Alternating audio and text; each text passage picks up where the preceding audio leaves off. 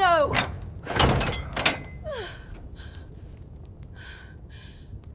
They say history remembers the victors, but sometimes it remembers the ones who refuse to be broken. Her name was Eleanor of Aquitaine, and she wasn't just a queen. She was a storm in velvet robes, a monarch who ruled half of Europe, a mother of kings, and the one woman who dared to stand up to the most dangerous man in the Western world, her husband. What happened next was not a political decision. It was personal. It was primal. And it was cruel. Because this is the true story of the king, who kept his wife rotting in a cage not for days, not for months, but for 15 long, merciless years. The year was 1173. The walls of Salisbury Castle were cold as bone and just as silent. Inside a circular stone tower, no wider than 3 meters, a woman moved slowly between the shadows, her golden hair now grey with time and despair. Her once mighty figure curved from years of stillness and cold. The light that filtered through the tiny barred window was not enough to read by, not that she had books or to warm her skin, not that she had warmth. She was alone. And she had been alone for so long that even her own name felt like a ghost in her mouth. But this was not a criminal. This was not a traitor in chains. This was the former Queen of France, the current Queen of England, the Duchess of Aquitaine, the mother of Richard the Lionheart, the grandmother of royal heirs, the woman who had once commanded the attention of courts from the Pyrenees to Scotland. And yet there she was, imprisoned like a dog, because she had dared to commit one unforgivable crime. She had rebelled against her husband. Henry II was no ordinary king. He was brilliant, ruthless, and volatile. He ruled an empire so vast it stretched across France and into the British Isles. And he ruled it with iron law and burning pride. But what he could not rule, what he could never fully control, was Eleanor. From the moment they met, their passion had been a battlefield. She was 11 years older than him, twice married, and already legendary by the time she became his wife. Together, they created a dynasty, but behind palace walls. They waged a private war of betrayal, control, and simmering resentment. Eleanor had tolerated his mistresses, his infidelities, his hunger for conquest. She had raised their children, governed her territories, built courts of poetry and politics. But when he tried to steal the futures of their sons, when he named John as heir over Richard and Geoffrey, something in her snapped. She would not sit idle and watch him dismantle the legacy she had bled to build. So she plotted, quietly, carefully, with her sons, with foreign powers, with her enemies' enemies. And when the time came, she struck. The rebellion of 1173 shook the foundations of Henry's court. His sons turned against him. His allies questioned his judgment. But worst of all, his own wife had led the charge, not with a sword, but with her mind. And for Henry, that was the deepest humiliation. He could forgive a battlefield defeat, but he could not forgive being outwitted, outmaneuvered, and betrayed in his own bed. He caught her disguised as a man, trying to flee to France to rally more support. That image, his queen in armor, her hair tucked beneath a soldier's helmet, was an offense to everything he believed in. She had not only defied his rule, she had mocked his manhood, his crown, his divine right. And so he did not have her executed. No, that would have been too merciful. He had something better in mind. He locked her away, not in a grand palace, not in gilded chambers, but in a damp, airless tower built to forget. There would be no trial, no pardon, no end date, just stone, silence, and the slow march of time. Her meals were scraps. Her contact with the outside world was forbidden. No books, no letters, no prayers with others. Her only companions were guards ordered not to speak to her. And as the seasons changed, as her body withered, and her joints twisted from cold. Eleanor remained alive, but only just 15 years passed. 15. Think of it. 15 winters without warmth. 15 springs without sunlight. 15 birthdays without a voice to whisper her name. Henry II would live another 16 years. And until the day he died, he kept her locked away, not because she was dangerous to his throne, but because she was dangerous to his pride. And yet, despite everything, she endured. When Henry finally died in the year 1189, her son Richard rode to the tower and flung open the doors. What he found was not a queen in glory. He found a spectre of the woman who had raised him, bent, pale, silent, but not broken. Never broken. Eleanor stepped back into the light, and the world had to face her once again. This story is not a myth. It is not an exaggeration whispered by candlelight. It is fact, documented in royal records, chronicled by bishops, preserved in letters, smuggled out through loyal hands. This was a political purge disguised as royal punishment. A war of the bedroom turned into a sentence of psychological torture, and in its wake, it left a scar across the pages of English history, a lesson in what happens when power, vengeance, and patriarchy unite against a woman who refuses to kneel. Eleanor of Aquitaine was a queen who dared to betray her king, but her greatest act of defiance was not rebellion. It was survival. And this is only the beginning.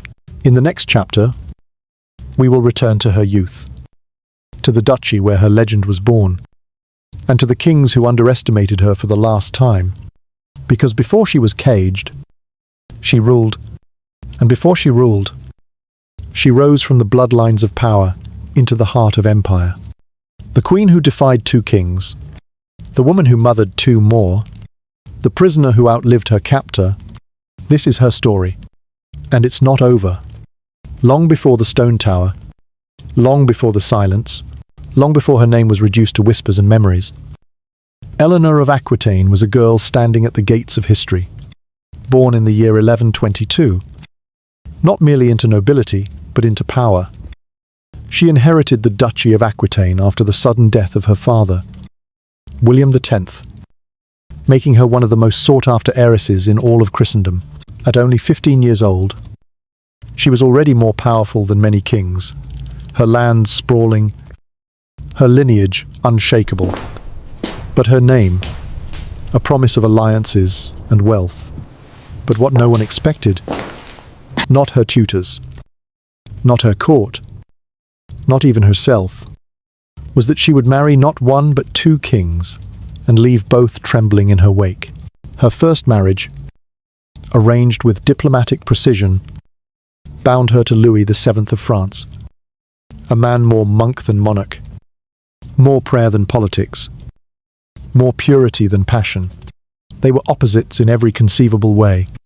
He had been raised in a monastery, prepared for a life of quiet religious contemplation before the sudden death of his brother thrust the crown upon his reluctant head.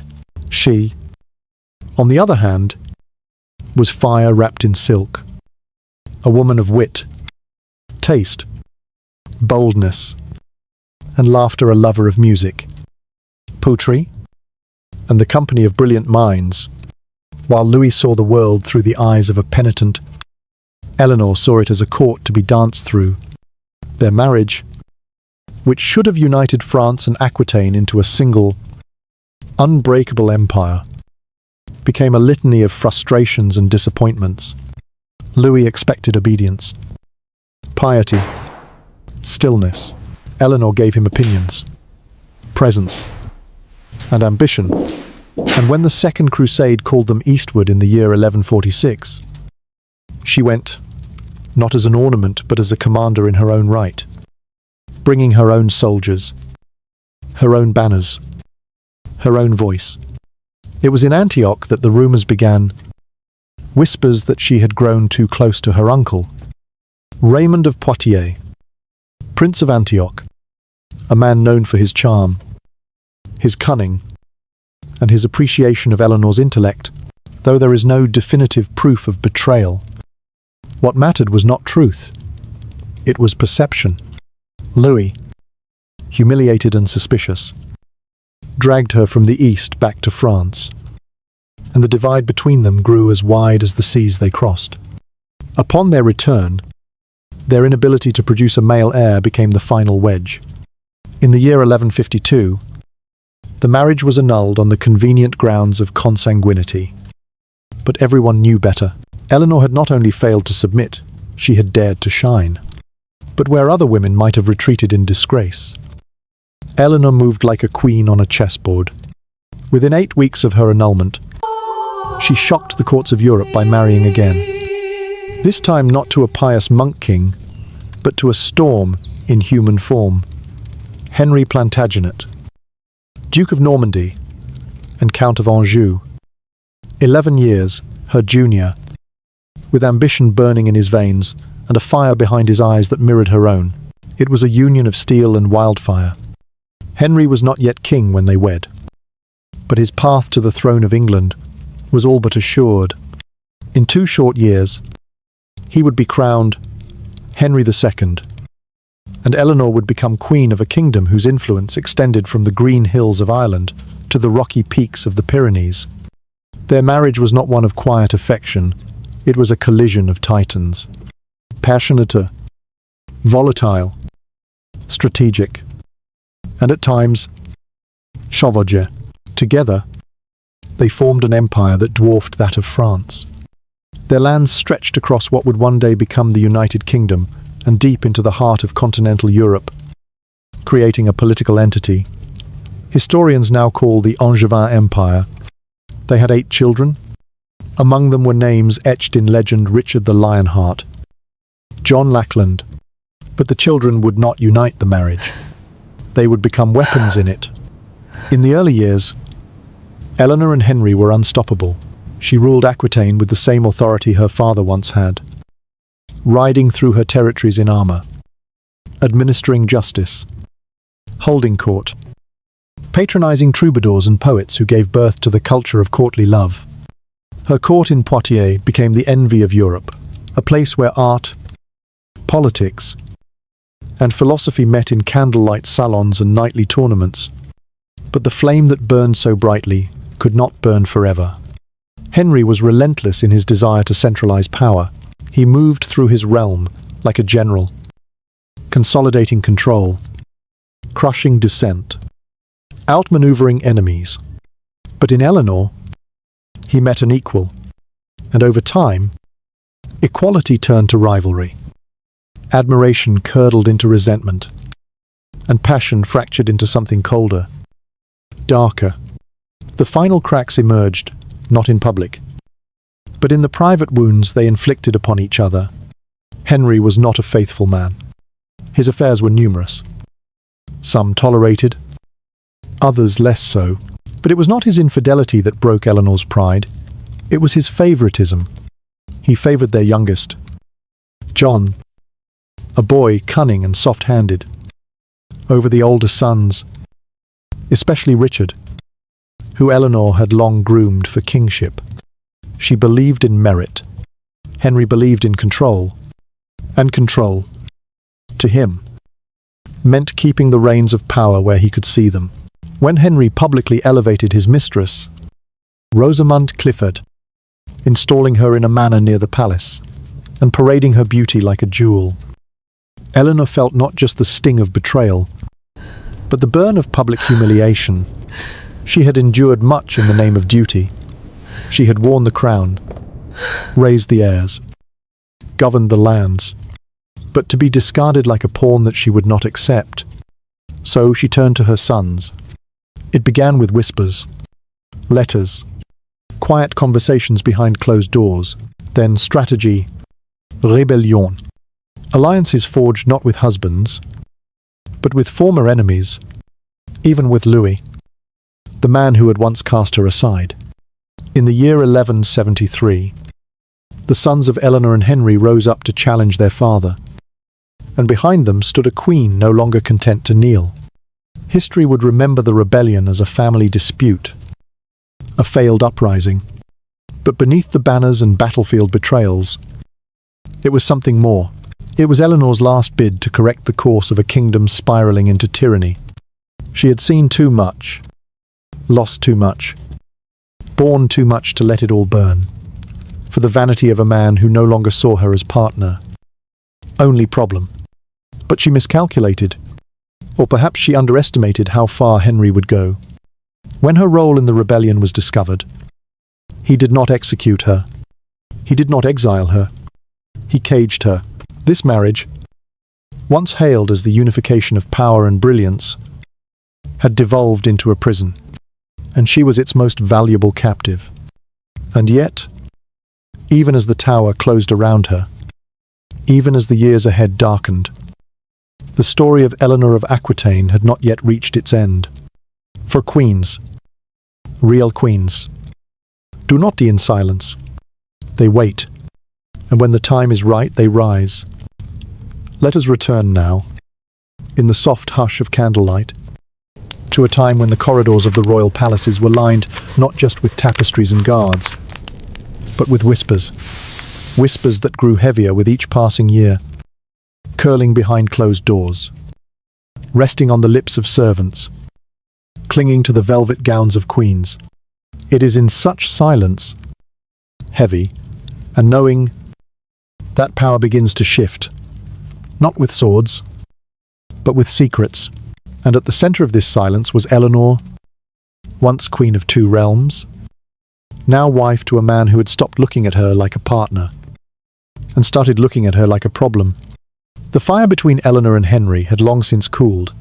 Once, it had burned bright enough to ignite an empire, to consume the maps of Europe, and redraw them in gold and red. But empires, like passion, do not last forever. They turn, they harden, they rot quietly at the corners until, one day, something soft inside them breaks. And what broke Eleanor truly, finally, was not a sword or a battle or even betrayal. It was Rosamund Clifford. They called her the Fair Rosamund, a name sweet enough to roll off the tongue like honey. She was young, English, untouched by court cynicism. Her skin like milk, her hair like sunlight, her voice gentle where Eleanor's had grown sharp with statecraft and time. And Henry, he paraded her, not quietly, not with discretion, but with pride, as if his wife of decades had never borne him children, never held court beside him, never forged his destiny in the crucible of alliance and rebellion. The court knew, everyone knew, Rosamund was not a secret. She was a declaration. It was at Woodstock Palace that Henry built her a maze, a literal garden labyrinth where only he held the key to her chamber at the center. Some said it was for her protection. Others said it was to preserve the illusion that she was a prize to be found again and again. But for Eleanor, it was something else entirely. It was an insult too large to ignore, a monument not to love, but to humiliation. Imagine her now, Eleanor, in the year 1172, standing in the stone halls of her own court, hearing the minstrels sing songs not of her virtue, but of a younger woman's beauty. Imagine her watching as foreign envoys bowed to a concubine with the same reverence once reserved for queens. Imagine the weight in her chest, the pressure behind her eyes, the betrayal so cold, it felt like drowning. But Eleanor was not the sort of woman to weep in corners. No, she had ruled duchies. She had outlived popes and kings. And in silence, she began to gather herself. By the time the year 1173 crept over the land, Eleanor was already in motion.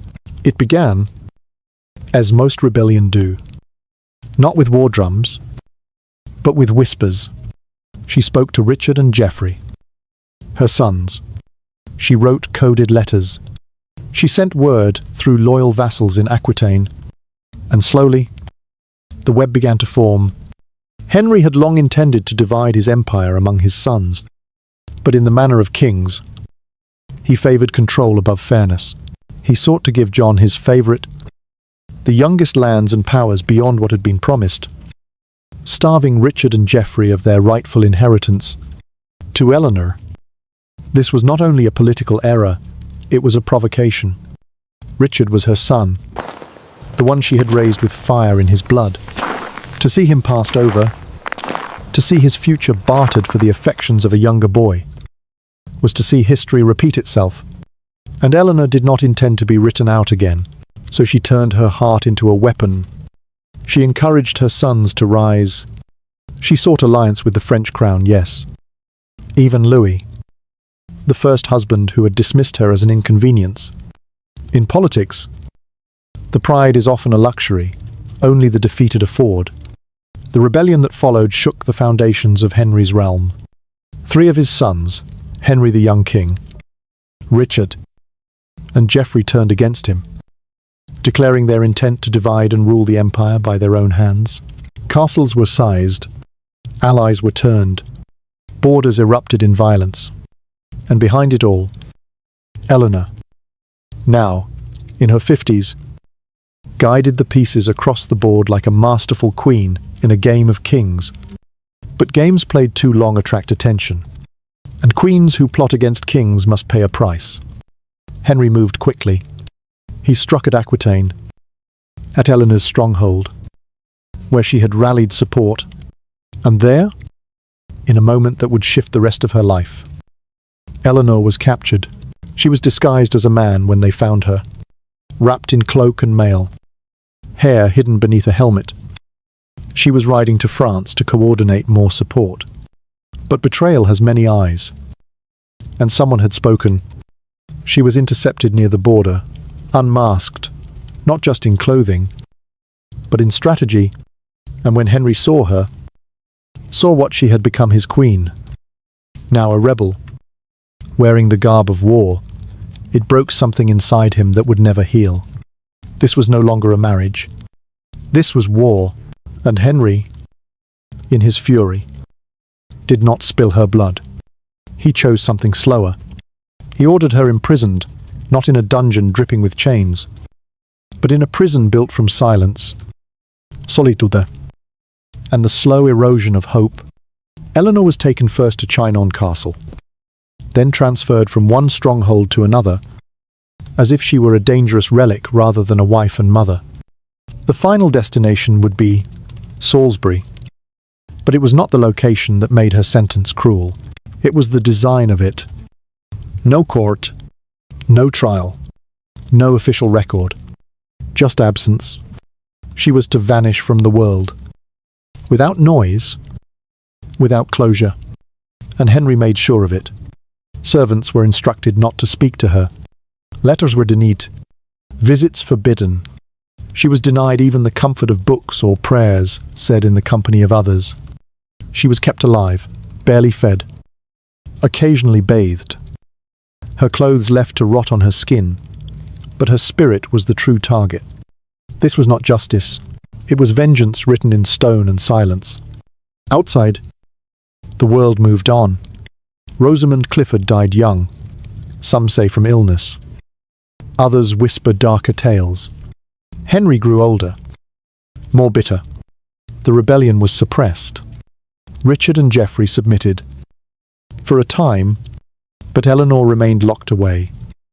Year after year, as the seasons changed and history crept forward without her, and yet, the rebellion had not failed. For in those stolen years, her sons never forgot her.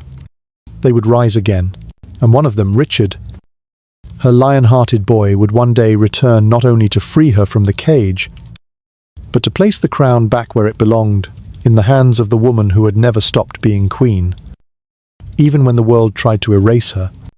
But that is another chapter. For now, we leave Eleanor alone in her tower, watching the light shift through the small barred window, marking the passage of another silent day. The rebellion had ended, but her story had only just begun. Sleep now, if you can, for in the darkness of betrayal, sometimes the only light comes from memory. There are prisons built of stone, and then there are prisons built of forgetting. For Eleanor of Aquitaine, it was never the walls that hurt most. It was the silence, the quiet that crept into her bones, the absence of voices, the stillness where once there had been music and diplomacy and the thunder of horses in courtly procession. When Henry locked her away after the failed rebellion, he did not simply remove her from power, he erased her from the world, bit by bit, until even the birds that circled the towers seemed to fly in mute, mourning for a queen who had once moved empires. The place to which she was eventually confined, Salisbury Castle, was not known for its cruelty, at least not publicly, but cruelty wears many masks. And in this castle it wore the face of damp stones and narrow windows, of meals that tasted of neglect, of cold air that sank into the joints and refused to leave.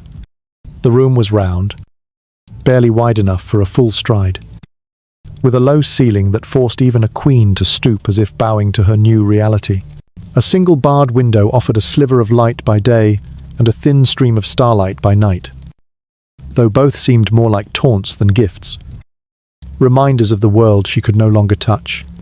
She was not shackled. That would have been too visible, too honest. Instead, she was permitted just enough movement to remember freedom. She could pace slowly, tracing the same circle over and over again, the same path worn into the stone floor by her own feet. Day after day, year after year, the food was brought to her twice a day by guards instructed not to speak more than necessary. Bread that was often hard, a thin stew that steamed in the cold but cooled before it reached her lips. Occasionally a scrap of meat, never enough to nourish, just enough to sustain. There were no spices, no flavors, no fragrances. Even taste was silenced here. At first, she resisted the silence. Eleanor had always been a woman of words, letters, speeches, edicts, poetry, conversation. Her courts in Aquitaine had been filled with song, with clever debate, with laughter and wit that moved like wine from goblet to goblet. But here there were no minstrels, nor advisors, nor allies. And so, in the beginning, she spoke aloud to herself, trying to keep the shape of words alive on her tongue, reciting lines from old prayers, old poems, fragments of love letters never sent. She sang under her breath, only to hear the echo of her voice bouncing off walls too close. But even echoes grow tired. And eventually, so did she. The days blurred, one into the next, like rain on the window of memory. The seasons changed. But inside the tower, the temperature only shifted from cold to colder. In summer, the stones sweated with moisture. In winter, they bit into her skin like iron. Her clothes, once regal, became threadbare, the silk worn to stiffness, the wool pilled and stiff from damp. Bathing water was granted once a week cold, rationed, insufficient. Her hair, once golden, dulled to a pewter grey, and she learned to braid it with trembling fingers. Not for beauty, but for order, for sanity, for a sense of control over something, anything. In a life stripped bare, there were no books, no parchment, no ink, no means of writing, of remembering, of recording what she knew would one day be lost. She could not even count the days properly, though she tried, marking the cracks in the wall, watching shadows as they stretched and recoiled with the arc of the sun. But even the sun was shy here, and she began to mistrust it. Time no longer moved in straight lines. It curled in circles like the stone room around her, looping back on itself, memories bleeding into dreams, and dreams into waking. Her body changed first. Her back, once proud and straight as a banner, began to bend from stooping, from cold, from disuse. Her hands trembled not with age alone, but with fatigue, with loss of circulation. With the chill that settled in her bones and refused to leave, she developed arthritis in her knees, in her wrists, in the base of her spine. She walked with a limp, though no one saw it. Her eyes dimmed, not from tears, but from strain. There was not enough light to read. Even if there had been anything to read, the darkness crept in through her pupils and settled there. And yet, despite it all, she remembered. She remembered the names of her children, whispered them at night like prayers, afraid she might forget how their voices had sounded. She remembered Richard's fierce gaze, Geoffrey's cunning, Henry the young king's laughter. She remembered the scent of roses in Aquitaine, the sound of bells in Paris, the feel of her first coronation robe as it settled across her shoulders like the weight of 100 expectations. She remembered the thrill of riding through her lands, the joy of speaking her mind, the power of signing her name on edicts that would shape lives. But she was not allowed to mourn. When her eldest son, Henry the young king, died in the year 1183, no one told her directly. She overheard it, half-spoken, in a conversation between guards who thought her deaf or defeated. There was no funeral, no candlelit vigil, no comfort.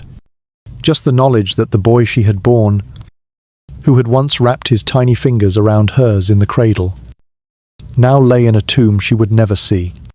She did not weep. The tears had dried long ago.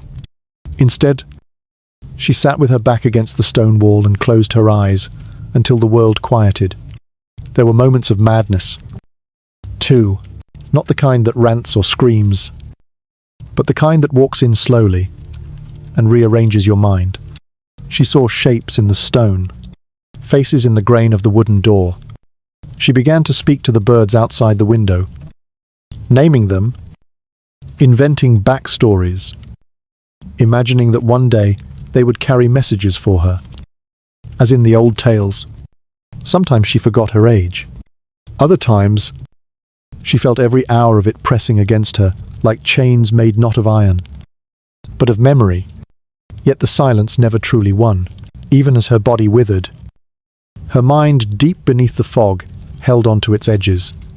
She kept track of political movements as best she could, from overheard scraps, piecing together the state of the realm like a tapestry with missing threads. She still strategized in her head, still imagined how she might advise Richard, how she might guide her daughters, how she might prevent John from becoming the shadow that would darken the throne. And perhaps it was that imagining that kept her alive. 15 years passed. 15 winters. 15 birthdays. 15 Christmases where the bells rang for others. But not for her. 15 anniversaries of her wedding to the man who had put her here and never once opened the door again. And then one morning, long after she had given up believing in rescue, there were voices on the stairs. Footsteps that did not belong to guards. A key in the lock.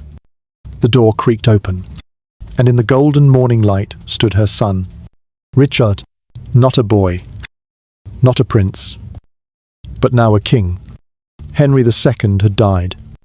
The tyrant was gone, and his final instructions to keep Eleanor confined, even beyond the grave, were ignored, cast aside like dust from a forgotten war.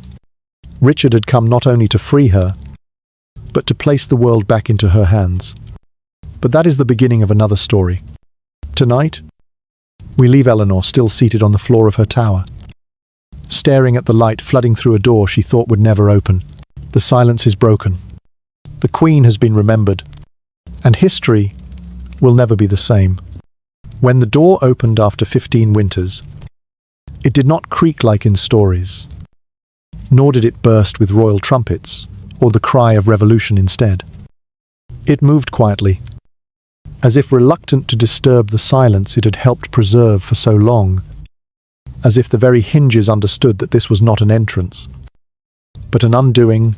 The light that slipped into Eleanor's cell was thin at first, then grew wider and warmer, flooding the curved stones with a brightness that made her squint like a woman, seeing daylight after 1,000 dreams. She did not rise. Not immediately. She sat still, her back curved, her hands folded loosely in her lap, her breath shallow but steady, and though her body remained motionless, something behind her eyes began to shift, as though a long-forgotten tide had begun to turn within her. The figure in the doorway was tall and broad-shouldered, but it was not the shadow of a jailer, it was her son, Richard. No longer the wild-haired boy who had once tried to climb trees just to catch her gaze, but now a crowned king, returned from war and coronation, bearing no army, no guards, just a quiet reverence and the weight of memory. He did not speak at first, and neither did she. There was no need for words between them. Not yet, for silence had long been her companion, and now it clung to her like a second skin. He stepped forward, slow and cautious, as if approaching not a mother, but a relic, something holy and fragile, something the world had tried to bury, but could not destroy. She looked up at him, and for a moment she was uncertain whether she was awake or dreaming, whether this was freedom or the cruelest of illusions. But then he knelt beside her and placed his hand over hers, and the warmth of his skin, the strength of it, told her that this was not a vision spun from madness. This was real. He had come for her. The world had remembered, but time does not open as easily as doors. When Eleanor stood again, if one could call it standing, it was not with the grace of the queen who had once ridden through Aquitaine in armour, nor with the fire of the woman who had once defied popes and monarchs alike. She rose with the slow deliberation of one who has measured too many hours in inches, whose muscles have forgotten momentum, whose joints resist the very idea of movement. Her spine, once proud and upright, had curled slightly, bowed by years of cold and confinement, and though her steps were few and faltering, each one felt like a reclaiming of self, a return not just to the world, but to the woman she had been before the cage. The corridors of the castle were unfamiliar, though she had once walked them as queen. Time had painted over her memory. The torches on the walls flickered differently. The banners bore new emblems. The faces of servants were strange, and yet, as she passed them wrapped in a thick cloak, her silver hair braided tightly, her eyes hollow, but watching there was no mistaking who she was. Every man and woman she passed bowed low, not merely out of duty, but out of awe. She had become something more than royal, more than noble. She had become a ghost, returned to flesh, the legend unburied, the queen that history had tried to silence, now walking once more among the living. They travelled slowly to Winchester, where the court awaited. Eleanor said little. Her voice, when it came, was soft, roughened by disuse, as if every word had to be carved from stone before it reached her lips. She spoke only when necessary, and even then, her answers were brief, measured, shaped not by fear, but by the discipline of survival. Her gaze, however, was sharp. She watched everything, how people moved, who whispered in corners, what changed when her back was turned. 15 years had taken many things from her, her health, her comfort, her freedom, but not her instinct. That remained intact, sharper even, honed by solitude and silence. At court, she did not immediately reclaim a throne. She did not dress in gold or demand ceremony. She wore simple gowns, moved slowly, avoided loud rooms. But when Richard departed soon after for the Third Crusade, it was Eleanor who was asked to remain and rule in his place. Not as a figurehead, not as a token, but as regent of the realm, and she accepted not with fanfare, but with the steady hand of someone who knew what needed to be done and had long since given up the need for applause. But ruling after silence is different. Eleanor found the court changed. Ellies had died. Enemies had grown stronger. Young nobles who had once trembled before her now ruled their own households. Their loyalties wavered. She had to rebuild what had been lost, piece by piece. Not just politically, but personally. Letters had to be written, old loyalties rekindled, new threats assessed. Every move was deliberate, every meeting calculated. There was no room for sentiment. She had already spent too many years paying for the illusion that love alone could shape a kingdom. Physically, she could no longer ride for long hours, or endure extended audiences. Her hands, once graceful, now trembled when she held a quill. Her eyesight had dimmed from years in the dark. She wore gloves even in summer, to protect her fragile skin. She spoke in soft tones to avoid coughing fits. At night, she sometimes startled awake, eyes wide, breath shallow, as if the stone walls of her prison had followed her into sleep. And yet, despite these wounds, she ruled. She mediated disputes among nobles, stabilized the kingdom's finances, ensured that messages reached Richard across the sea. When his capture and imprisonment threatened the realm, she personally negotiated his release, traveling across Europe in old age, wearing widow's black, but carrying the full weight of English sovereignty on her shoulders. No one questioned her. No one dared. But she was not the same. Those who saw her closely noted a shift in her manner. Where once she had laughed brightly at banquets, she now smiled only with her eyes. Where once she had recited poems by memory, she now preferred silence. She ate little, spoke less, and kept her private chambers sparse. She no longer wore her crowns. She preferred hoods and veils. Some said it was humility. Others whispered it was trauma. Sometimes, in moments when she thought no one watched, she would sit by the window and stare out into the garden, her eyes unfocused, her hands still, and those who served her would say she was not looking at the flowers or the path or the sky, but at something behind all of it, something only she could see. Perhaps the corridor of her prison, perhaps the face of a son long buried, perhaps the memory of the woman she had once been before the tower, before the rebellion, before Henry. They called her the Ghost Queen, not because she haunted the realm, but because she carried her own past with her like a shadow, a second skin, invisible but ever present. She did not dwell in grief, but she never quite escaped it, and perhaps she did not wish to. For some women, survival is the victory.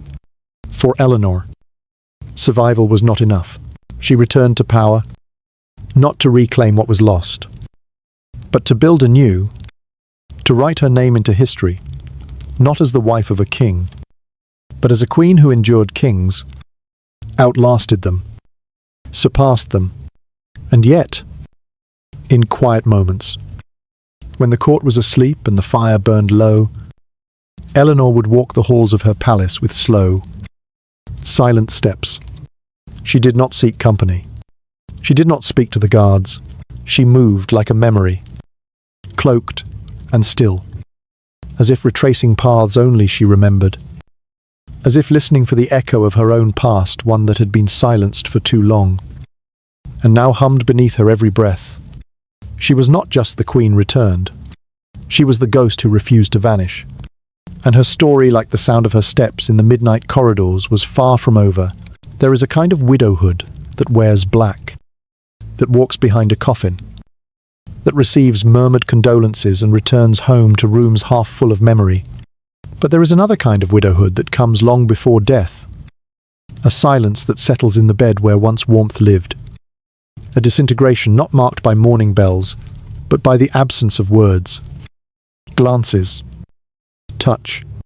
Eleanor of Aquitaine had known both. Long before Henry II's body cooled in the stone crypt at Fontevraud, Eleanor had become a widow in spirit. The man she had married in youth, the one whose ambition matched her own, and whose temper once made her blood run hot with both fury and desire, had transformed over time into something else entirely. Not a partner, but a jailer, not a sovereign, but a wall. He had become a man consumed by his own reflection, and in doing so, had stopped seeing her entirely. There had been a time when they walked side by side, ruling half of Europe with an iron grip and a silver tongue. In those early days, before the betrayals, before the labyrinth at Woodstock, before the names of mistresses were whispered louder than the names of sons, Eleanor had believed, perhaps foolishly, perhaps naively, that their power could be shared, that marriage could be something forged, not merely suffered. But power, when starved, eats, and Henry had not been content to rule a kingdom. He had wanted to rule her. So when news came that Henry had died alone, bitter, clinging to old fears and final orders, it did not bring grief. It brought air.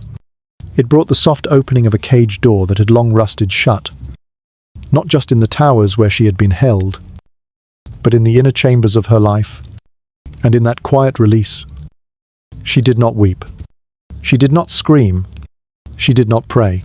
She only breathed, as one does when the storm passes, unsure of what remained standing, and unsure if anything inside her had survived.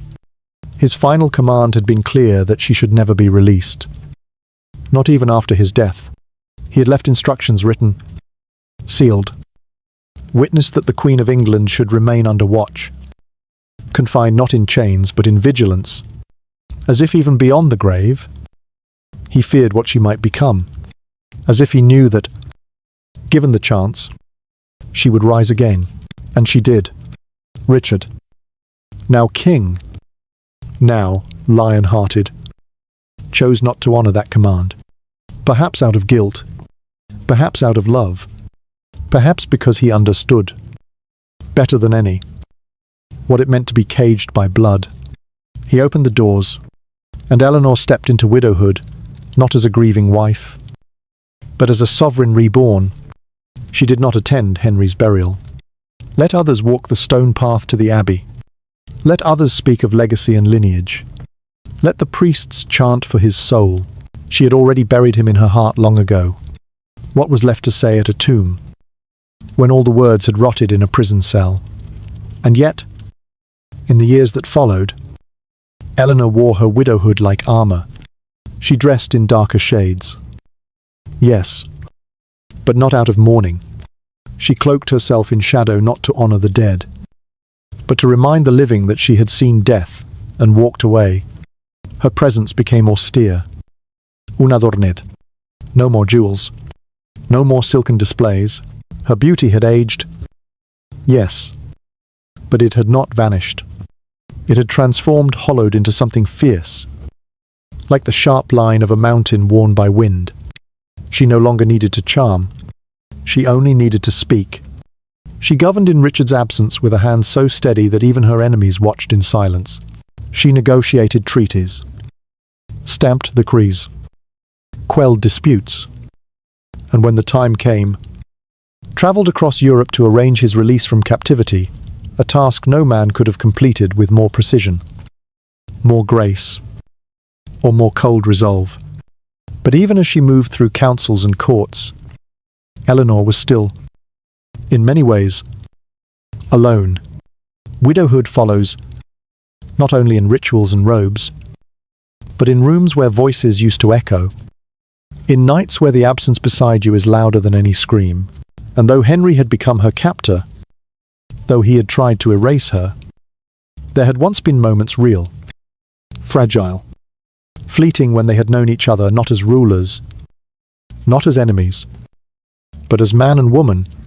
And those moments, buried deep in the folds of time, did not disappear with his death. They returned, sometimes in dreams, sometimes in the curve of a phrase spoken by a servant, sometimes in the scent of old parchment or the flicker of firelight in a stone hall. Memory does not obey logic. It obeys rhythm. She spoke of him rarely. When she did, it was with precision, never sentiment. She called him the king, not my husband. She mentioned decisions, not affections. And yet, once, when walking the gardens of Fontevraud, A young attendant heard her whisper something under her breath, a line in Latin, unfinished, trailing off like a thread, too old to hold. No one asked what it meant. No one dared, but in that garden, where the air carried both rosemary and regret, it lingered. Eleanor spent more time in monasteries and quiet estates in her later years. Not out of piety, but out of exhaustion. Power, she had learned, was a fire that never stopped feeding on wood, and she had burned for too long. She turned her gaze to legacy. She ensured her daughters were settled, her grandchildren aligned. She wrote letters to courts across Christendom. She dictated policies with a steady voice. She watched as Richard ruled, then faded. She prepared for John, her youngest. The one she had once feared would inherit only shadows. And through it all, she remained seated, not on a throne of gold, but on the edge of memory, shaping what would be remembered and what would not. They still called her queen, not in title, perhaps, but in tone, in deference, in the way rooms shifted when she entered, in the way kings, even foreign ones, lowered their eyes when she spoke. She had become something beyond court politics. She had become a figure of living history, a bridge between one century and the next.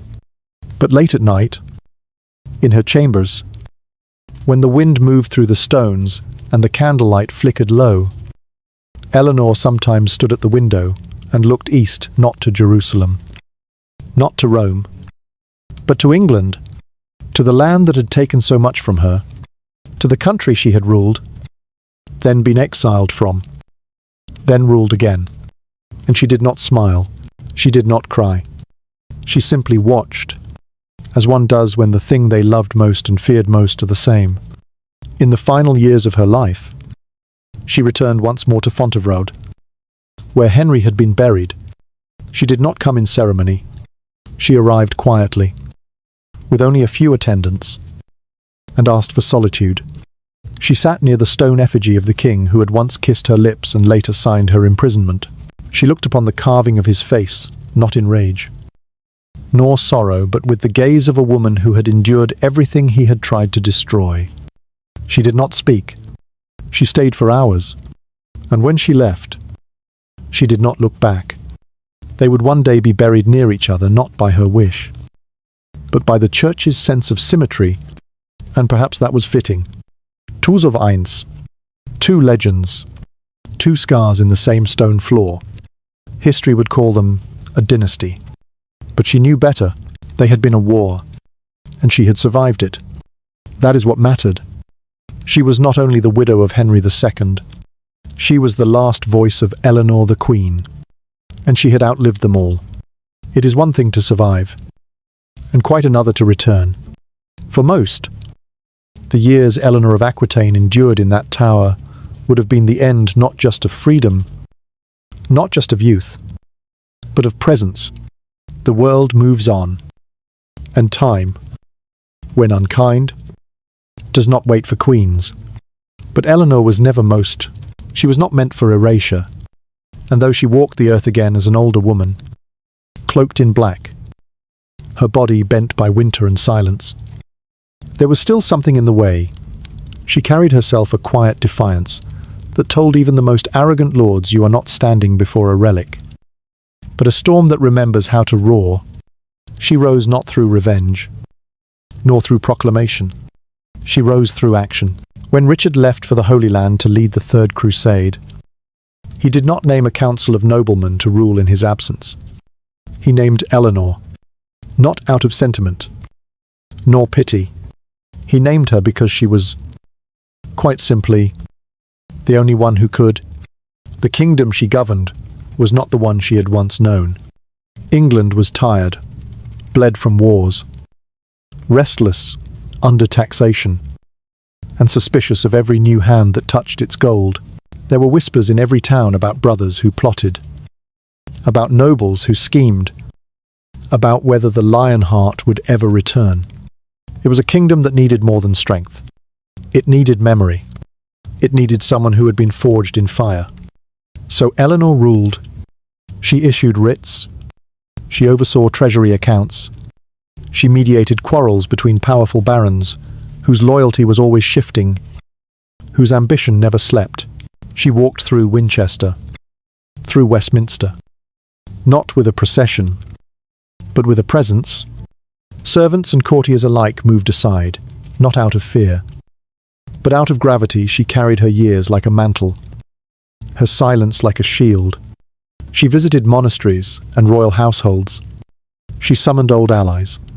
She repaired roads not only of stone, but of trust.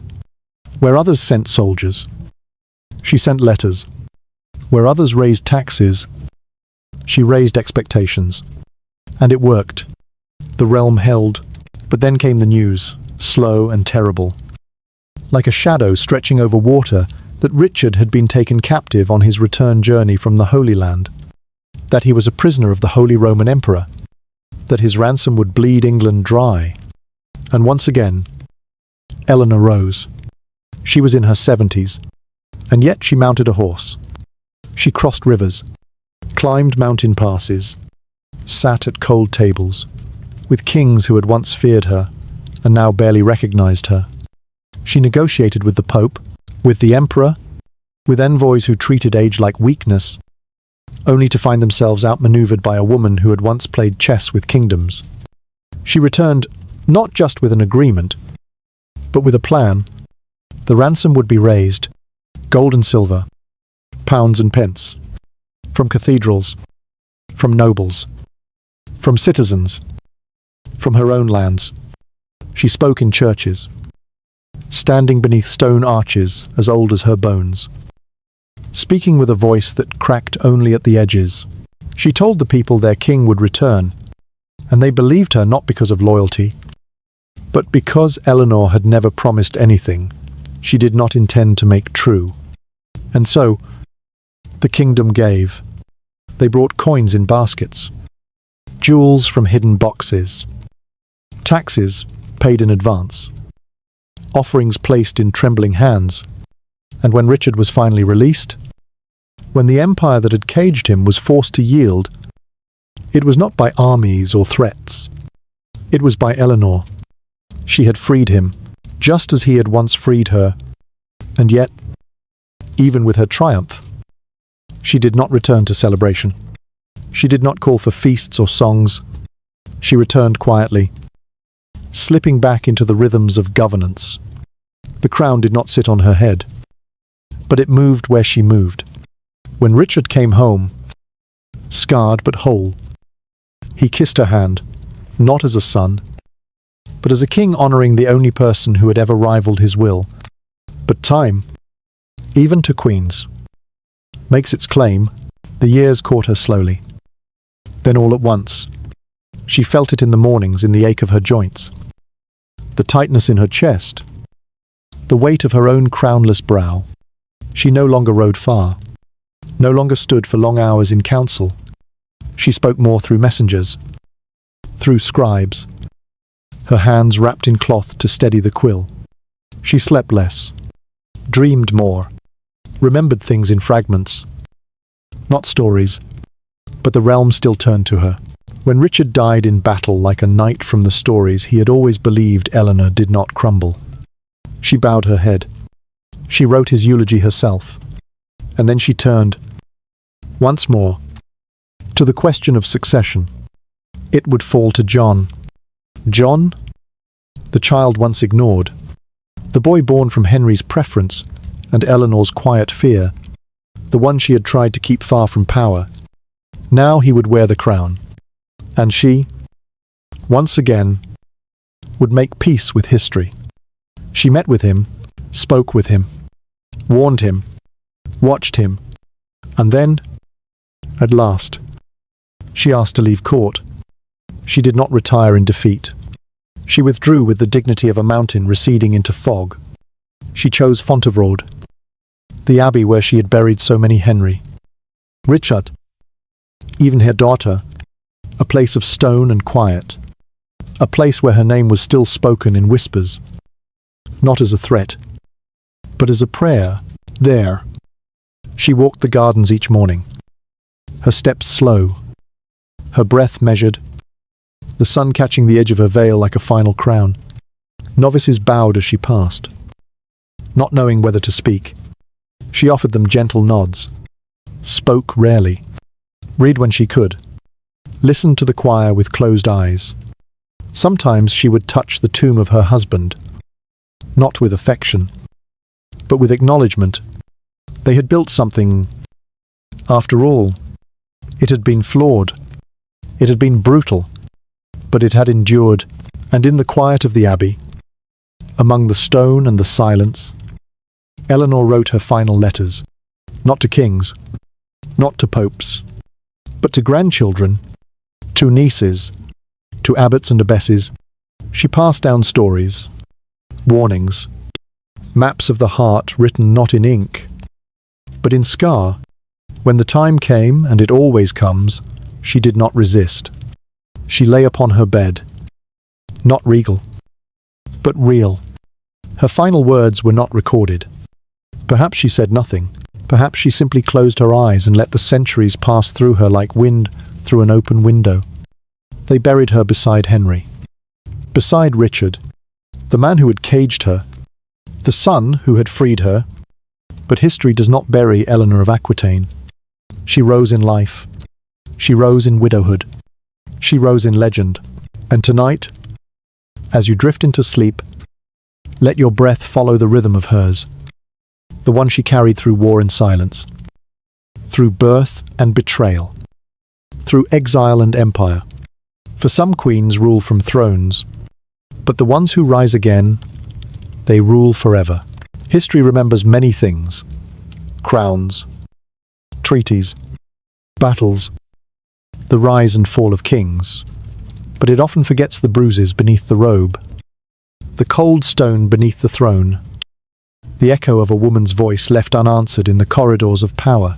And among those forgotten wounds, one still pulses quietly beneath the legacy of empires, the long, deliberate imprisonment of Eleanor of Aquitaine, not by an enemy, not by a foreign invader, but by her own husband, her own king, the man who once kissed her hand before placing iron around her world. It is easier to speak of her triumphs, easier to remember the girl who rode to the Crusades, the queen who governed half of Europe, the regent who secured her son's release from a foreign prison, the elder stateswoman who died in peace beside kings. But tucked within the pages of her story is a stretch of time rarely told in full 15 winters of silence, 15 springs without blossoms, 15 years in which the most powerful woman of her age was reduced to a shadow behind stone. It was not an execution. It was worse. It was erasure in slow motion. Henry II's decision to imprison Eleanor was not written into official records as a crime, nor announced as a sentence. There was no trial, no royal decree that declared her guilty. Instead, there was a silence that spread like frost, first in court, then across the land. One day she was queen, seen in council, heard in diplomacy, present in law. The next, she was simply gone, vanished from sight, unspoken. The chroniclers of the time, mostly men in ink-stained robes, devoted more words to Henry's military conquests than to his marital brutality. They debated borders, listed battles, measured lands but few, paused to ask how a woman who had once shaped half a continent could be removed so quietly, for so long, with so little resistance. Some called her rebellious, some called her dangerous, some said nothing at all. That was the wound, not only the act itself, but the way the world turned away from it. And it was not just England. Across Europe, rulers watched what Henry had done. They saw the queen who dared challenge her husband, locked behind stone walls. They saw the silence that followed, and some learned from it. In courts where women had once held regency or land in their own name, questions began to grow. Should wives be trusted with inheritance? Should queens speak without their king's approval? Should a woman, any woman, be allowed to hold such power without consequence? What Henry did to Eleanor became in the quiet corners of diplomacy. A precedent, a warning, a threat cloaked in history. And so, slowly, court after court adjusted. In Aquitaine, her homeland, the courtly love she once fostered began to be dismissed as dangerous frivolity. In Rome, ecclesiastical councils debated obedience within marriage with sharper tone. In Germany, in Castile, in Flanders, queens were granted fewer powers. Regents watched more closely. Daughters promised less land in dowry, all because one woman dared to rebel and was punished not by war or exile, but by silence. It would take generations to name it for what it was. A crime, not treason, not conspiracy, but domestic violence at the highest seat of power. What Henry did was not born of strategy. It was born of wounded pride. And the cell he built for Eleanor was not designed to protect a kingdom. It was designed to crush a woman, to strip her of voice, movement, autonomy, breath, to teach her that disobedience had no grave, only endurance. And Eleanor, poor, fierce, impossible Eleanor did endure. But survival is not healing. And even after her release, after her return to court, after her regency and her redemption, the wound remained, not visible, not spoken, but felt in the way she avoided small spaces, in the way she never again fully trusted the stone beneath her feet, in the way she slept lightly, as if always listening for the sound of a key turning in the lock. She never wrote about those years, but others did. Servants recalled her flinches, her refusal to sit with her back to any door, her habit of watching windows long after dusk. A visiting nun from Poitiers once noted that Eleanor refused to sleep in any chamber without a second exit. As if, she wrote, her grace still dreams in corridors. But the wound extended beyond the woman. It infected the dynasty. Richard, the golden son who freed her, fought his own wars with intimacy, never settled, never stayed. Some say he feared that to love fully was to be bound, and to be bound was to be broken. Geoffrey, who died young, left behind ambition, but no legacy. John, the son whom Henry favoured, became king, but a king who mistrusted all women, even his own mother, even his own wife, surrounding himself with flatterers and informants, treating every emotion like a threat. They had all seen what had happened to Eleanor, and though they never spoke of it, they carried its shape. So too did England.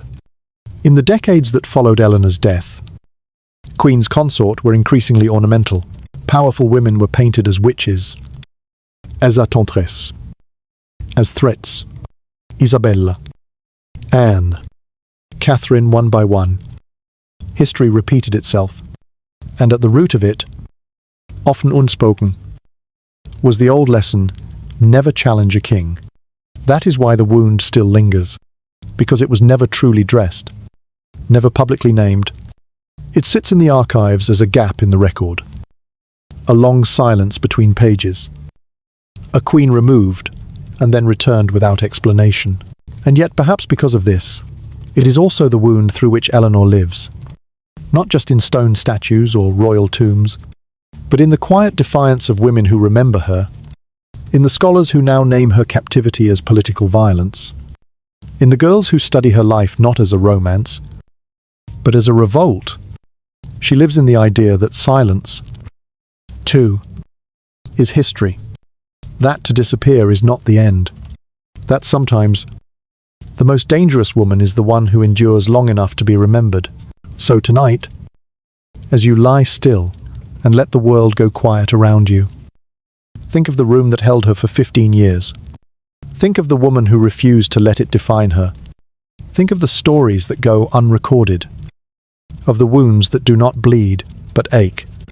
And remember, the past does not always speak, but it always watches, and sometimes it waits for someone, perhaps someone like you, to write the truth at last. And now, all stories told. All dust settled, all names spoken. Let us rest here, beside the stone where her body lies, and close our eyes, not in sorrow, but in reverence. For the story of Eleanor of Aquitaine was never truly about crowns or courts or kingdoms. It was about something quieter, something deeper.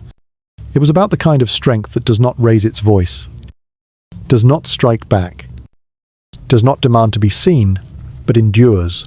She was born into a world that expected her to marry, to obey, to smile in the background while men redrew borders and signed treaties and sat upon thrones. But she did not stay in the background. She did not smile to please. She married kings, and then challenged them. She bore sons, and then taught them to defy. She ruled, and was punished. She survived, and was silenced. And still she remained. When they tried to bury her voice in a tower, she remembered her words by heart. When they stripped her of titles, she carried her own name like a blade beneath the skin. When they closed every door, she waited. And when the time came, she walked out again, not as the girl she had been, not even as the queen they once knew, but as something else. As the woman who had seen what power does when it is afraid, and chose not to become it. They say that time heals, but Eleanor knew better. Time does not heal. It remembers, and it remembered her. In the corridors of Fontevraud Abbey, her name is still spoken softly by those who walk where she once stood. Her figure imagined in the quiet spaces between prayer and shadow. In the great halls of England and France, the echo of her decisions still ripple treaties born of her mind. Roads paved from her gold, bloodlines shaped by her will. But perhaps more enduring than all of these is what cannot be measured, the silence she endured and outlasted, the long ache that did not consume her, the cage she turned into a waiting room, not a tomb. History will count her among queens. But you, lying here in the hush of your own breath, in the fragile space between sleep and waking, you may know her differently. You may see her not in the gilded portrait, but in the quiet woman who braided her hair in solitude, who pressed her ear to the wind for news of her sons, who mapped rebellion in whispers and patience, who never cried out for mercy, who never begged to be seen, who simply waited until the world came back around to her name. This is your lullaby, whispered through centuries. This is your reminder, spoken across the bones of kings, that sometimes the greatest kind of power is not in what is taken, but in what is never given away. She gave them her alliance, her signature, her lineage, her years, but she never gave them her soul. And tonight, as the candle burns low and your body sinks into rest, let her walk beside you in your dreams, not as a monarch draped in velvet, but as a woman in quiet defiance. Let her footsteps echo not in marble halls, but in the hidden chambers of your heart, reminding you that you, too, are allowed to endure, that you, too, may be silenced and still survive, that you, too, may one day rise, not to applause, but to the simple knowing that you are still here, still standing, still whole. You've heard many stories in your life, but let this be the one you carry with you, tucked behind your breath as you fall into sleep. The story of the queen who would not break,